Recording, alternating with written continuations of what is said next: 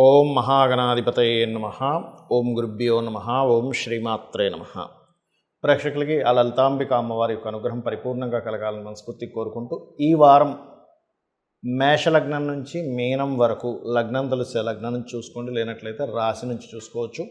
మీకు ఏ విషయాల్లో బాగా కలిసి వచ్చేటువంటి ఆస్కారం ఎక్కువగా ఉంది, ఏ విషయాల పట్ల మీరు జాగ్రత్తగా ఉండాలి, మరియు ఎటువంటి పరిహార మార్గం చేసుకోవాలి అనేటువంటి విషయాన్ని ఇప్పుడు మనం తెలుసుకుందాం. వృశ్చిక లగ్నము, వృశ్చిక రాశి. మీ యొక్క రాశ్యాధిపతి 6లో ఉన్నందుకు శత్రువుపై జయాన్ని మీరు పొందుతారు, లోన్స్ లభిస్తాయి. కొన్ని విషయాలు మీరు ఎంత సైలెంట్గా అవతల వారు మీకు గొడవలోకి లాగేటువంటి యోగం అధికంగా ఉంది. అయితే మీకు ఫైనాన్షియల్గా ఎలా ఉంటుంది? ఈ వారం ఫైనాన్షియల్గా 100% ఎదుగుదల అనేటువంటిది ఉంది. అర్ధాష్టమ శని యొక్క ప్రభావం తగ్గుతుంది శని వక్రగతి వల్ల.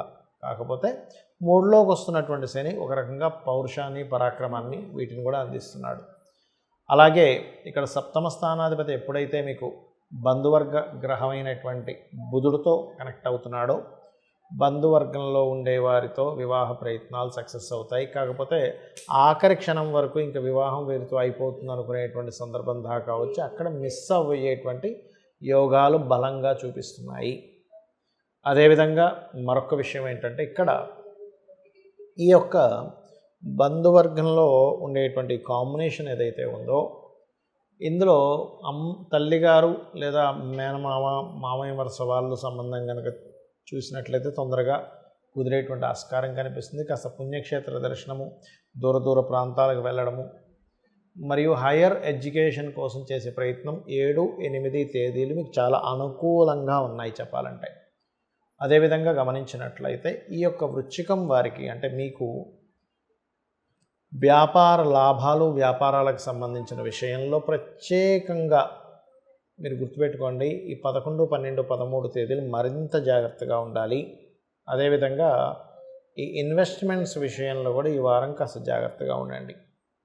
ఇక మీరు చేయవలసినటువంటి దేవతా ఆరాధన, బికాజ్ ఆఫ్ మీకు పంచమ స్థానంలో రాహు ఉంటూ పంచమం, చతుర్థము, పంచమము, షష్టమం ఈ 3 స్థానాల్లో పాపగ్రహాలు ఉన్నందుకు కాస్త ఈ పంచమం ఏదైతే ఉందో రాహుగ్రస్తమైనందుకు ప్రత్యేకంగా రాజకీయ నాయకులకు కొంత స్ట్రెస్ ఉండడము, సంతానం విషయంలో పొందేటువంటి విషయాలు కొంత స్ట్రెస్ ఉండడం జరుగుతూ ఉంటుంది. కాకపోతే మీరు ఎప్పుడైతే చండీ పారాయణం వినడం కానీ, చండీ హోమం చేయించుకోవడం కానీ, ఓం దుమ్ దుర్గాయ నమః అనే నామస్మరణ కనుక చేసినట్లయితే మీకు అన్ని విధాలా బాగుంటుంది. ముఖ్యంగా మీరు ఎప్పుడైనా గుర్తుపెట్టుకోవాల్సిన అంశం ఏమిటంటే, మనకి జన్మజాతకం చాలా ముఖ్యమైనటువంటి అంశం. అంటే మీరు పుట్టినప్పుడు ఉన్నటువంటి సమయంలో గ్రహాలు ఎక్కడెక్కడ స్థితి పొందాయి, ఏ లగ్నంలో జన్మించారు, ఏ మహాదశ నడుస్తుంది, ఏ అంతర్దశ నడుస్తుంది, ఇప్పుడు మీకు ఉండేటువంటి యోగం ఏమిటి, మీకుండే యోగాన్ని ఎలాగ దాని ప్రభావాన్ని, అంటే నెగిటివ్ ప్రభావం ఉంటే ఎలా తగ్గించుకోవాలి, పాజిటివ్ ప్రభావం ఉంటే దాన్ని ఎలాగ పెంచుకోవాలి అనేటువంటిది మీ పర్సనల్ చార్ట్లో ఉంటుంది.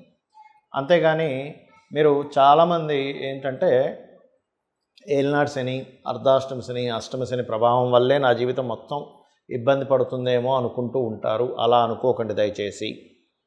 అది నేను మీకు దాని మీద చాలా వీడియోలు చేసి చెప్పాను. ఈ సమయాల్లోనే సీఎంలు, పిఎంలు అయ్యారు, పెద్ద పెద్ద ఇండస్ట్రియలిస్టులు కూడా అయ్యారు. శని కేవలం శ్రమకారకుడు మాత్రమే. ఎందుకంటే ఇప్పుడు పర్టికులర్గా శని వక్రగతిలో కూడా ఉంది. వక్రగతిలో ఉన్నప్పుడు అమ్మో వక్రించిన శని ఎలా ఇస్తాడు, ఇలా ఇస్తాడని ఉంటుంటాయి. అది నేను ఒకటే గుర్తుపెట్టుకోండి, శ్రమనిస్తాడు అంతే, లేట్ ఇస్తాడు అంతే, అంతేగాని సక్సెస్ అవ్వనివ్వకుండా చూడడు. ఆయన పోర్ట్ఫోలియో అది కాదు. మరొక విషయం ఏంటంటే, కాలసర్పదోషాలని, సర్పదోషాలని వీటికి కూడా జనాలందరూ భయపడిపోతూ ఉంటారు. అసలు ఏమీ భయపడాల్సిన పని లేదు, ఒకటే గుర్తుపెట్టుకోండి, ఇవన్నీ మనం కర్మలో చేయడం వల్ల వచ్చినటువంటిది. మీ పర్సనల్ చార్ట్లో కనుక ఒక గొప్ప రాజయోగం ఉందనుకోండి, ఒక మంచి ధనయోగం ఉందనుకోండి, అది ఏ రూపంలో ఉందో తెలుసుకోవాలి ముఖ్యంగా. అంటే అలాగా మీ భాగ్యాధిపతి ఎక్కడున్నాడు, మీ కర్మకారకుడు ఎక్కడున్నాడు, మీ ధనాధిపతి ఎక్కడున్నాడో చూసుకోండి. పర్టికులర్గా ఆ రిలేటెడ్ సంబంధించినటువంటి వాటిల్లో వెళ్ళినప్పుడు మీకు బాగా కలిసి వస్తుంది. అలా కాకుండా ఒక వ్యక్తికి స్కూల్స్, కాలేజ్ ద్వారా ఉంది యోగం, ఆ స్కూల్స్, కాలేజెస్ కాకుండా అతను ఇంకోటి ఏదో దాంట్లోకి వెళ్ళడానికి, ఉదాహరణకి టూర్స్ అండ్ ట్రావెల్స్ పెట్టుకున్నాడు, అది వీనస్ రిలేటెడ్ సంబంధించింది. స్కూల్స్, కాలేజెస్ అనేటువంటిది గురువుకు సంబంధించినటువంటిది. అంటే ఏమిటి? మీ ధనయోగము, మీ భాగ్యయోగము, మీ లాభాలన్నీ జూపిటర్ ఇస్తున్నాడు. మీరు వీనస్ వెనకాతల పడుతున్నారు. దాని ద్వారా డబ్బులు రావాలి. అప్పుడు మీరు నష్టపోతుంటారు. అంటే ఏమిటి? దీని మీద నేను చాలామంది జాతకాలు చూసి రీసెర్చ్ చేస్తున్నటువంటి అంశం. కాబట్టి మీ పర్సనల్ చార్ట్లో అసలు ఏముంది అనేది మాత్రమే మీరు చూసుకుంటూ దానికి సంబంధించిన దాంట్లోకి వెళ్ళండి. మరి ఈ వార ఫలితాలు ఎందుకు చెప్పుకుంటున్నాము అంటే, వార ఫలితాలు కావచ్చు, నెల ఫలితాలు కావచ్చు, ఇవన్నీ కూడా మీరు పర్టికులర్గా ఈ కాలము అంటారంటే బయట ఉండేటువంటి సిచ్యువేషన్, బయట ఉండే వాతావరణం ఎలా ఉంది అనే దాని మీద మనం ఎలా అయితే అడుగు వేస్తామో, అలాగే ఈ వారంలో ఈ గ్రహాలు ఇలా ఉన్నాయి కాబట్టి దీనికి సంబంధించింది ఇచ్చేసుకోండి అని చెప్పడానికి. అయితే ఇవన్నీ ఒక ఎత్తు అయితే, మన జాతకం ఎలా ఉన్నా, మన వాస్తుపరంగా దోషం ఉంది అంటే ఒక్కోసారి ఆగ్నేయ దోషం ఉంది, బాత్రూమ్ కట్టేశారు, ఉత్తరంలో బాత్రూమ్ ఉంది, ఇవి చెప్పుకుంటూ ఉంటాం. ఉత్తరంలో కానీ ఆగ్నేయంలో కానీ బాత్రూమ్స్ ఉండకూడదు. ఎందుకంటే అది పర్టికులర్గా మనీని పెంచేటువంటి యోగం ఇచ్చేటువంటి ప్లేసెస్ అవి. ఉత్తరే నిధి సంస్థితం అన్నారు.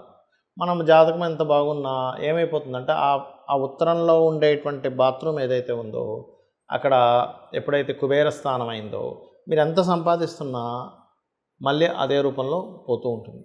ఆగ్నేయంలో బాత్రూమ్ ఉంటే కూడా ఏమవుతుందంటే మీకు అసలు ఫస్ట్ మనీ చేతికి రాకుండా అయిపోతూ ఉంటుంది. కాబట్టి ఇవి కూడా జాగ్రత్త తీసుకోవాలి. అయితే కొంతమందికి అవకాశం ఉంటుంది, ఏమండి నా జాతకం పరంగా చూపించుకొని సెట్ చేసుకుని లేకపోతే వాస్తు, కానీ కొంతమందికి అవకాశం ఉండదు. అలాంటి వారు ఏం చేయాలి అంటే, ఏ విదేశాల్లోనే ఉంటారు, అక్కడ వాస్తులు అలాగే ఉంటాయి, అక్కడ నుంచి కదలలేరు, మారలేరు. అలాంటప్పుడు చిన్న చిన్న పరిహార మార్గాలతో దాన్ని సెట్ చేసుకోవచ్చు. అది కూడా అవకాశం లేనప్పుడు ఒకటే గుర్తుపెట్టుకోండి, ఉదయము సాయంత్ర సమయము అమ్మవారి యొక్క నామము ఓం శ్రీమాత్రే నమః చేసుకోండి.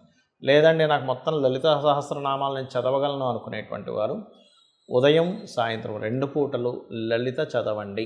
లేదా ఒక పూట లలిత, ఒక పూట విష్ణు సహస్రనామాలు కూడా చదవచ్చు. ఇలా గనక చేశారంటే ఇదంతా కూడా ఏంటంటే అమ్మవారి నామములు ఏవైతే ఉంటాయో లలిత సహస్రనామాలు మీకు ఒక రక్షణ కవచంలా నిలబడుతుంది. మీ జాతకం మీరు పూర్వజంలో చేసిన కర్మ ఎలాంటిది ఉన్నా కూడా ఇవన్నిటిని తొలగిస్తుంది. అదే కాకుండా ఇప్పుడు కాస్త శని భగవానుడు వక్రించున్నాడు కాబట్టి ముఖ్యంగా అయితే ఇవన్నీ ఒక ఎత్తు అయితే, మన జాతకం ఎలా ఉన్నా, మన వాస్తుపరంగా దోషం ఉంది అంటే ఒక్కోసారి ఆగ్నేయ దోషం ఉంది, బాత్రూమ్ కట్టేశారు, ఉత్తరంలో బాత్రూమ్ ఉంది, ఇవి చెప్పుకుంటూ ఉంటాం.